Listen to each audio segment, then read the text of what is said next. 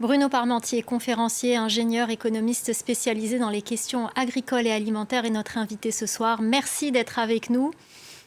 Bonsoir. Bonsoir. Alors tout d'abord, beaucoup d'experts, et je pense que vous en faites partie, disent que cette guerre en Ukraine fera sans doute plus de morts par la famine dans les pays du Sud que par les bombes dans cet horrible conflit.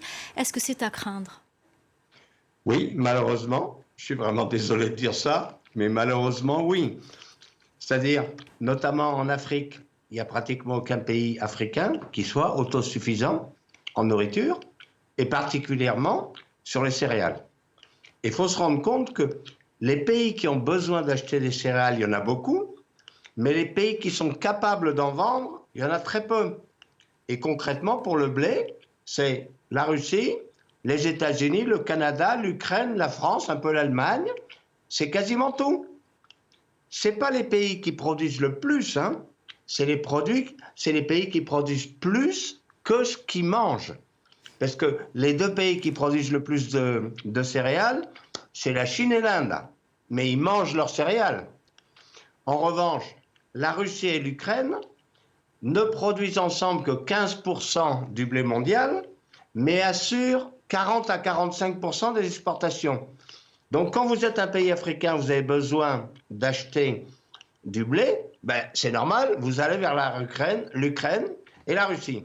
Alors la Russie, ça va peut-être marcher, l'Ukraine, là, cette année, c'est quasiment terminé. Et en plus, la Chine, qui d'habitude est autosuffisante, a fait une mauvaise récolte l'an dernier, ce qui fait qu'elle est devenue un gros importateur. Donc elle concurrence encore plus. Et ça va durer, parce que probablement l'Ukraine ne va pas semer ni récolter de blé cette année, et que pour qu'on puisse faire de bonnes récoltes de céréales, il faut des engrais.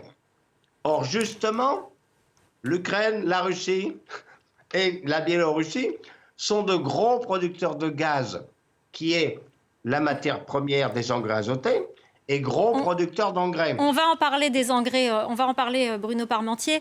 J'ai une autre question avant justement de passer à cet autre point. Il se peut aussi que cette crise alimentaire provoque des émeutes de la faim et même des révoltes et peut-être même des guerres. Mais écoutez, en 2007, le prix des céréales a triplé.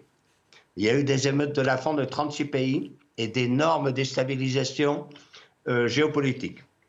3 ans après, en 2010, de nouveau, le prix des céréales augmente et ça a été une cause directissime des printemps arabes.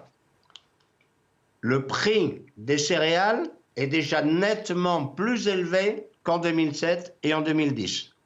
Ça n'a pas fini, ça va augmenter et ça va durer. Ça va durer au moins toute cette année 2022. Donc les mêmes causes produisent les mêmes effets. Malheureusement, les gens quand ils ont vraiment faim, c'est-à-dire c'est la différence entre manger un peu et ne plus manger du tout. Mais vous savez, c'est vieux comme le monde.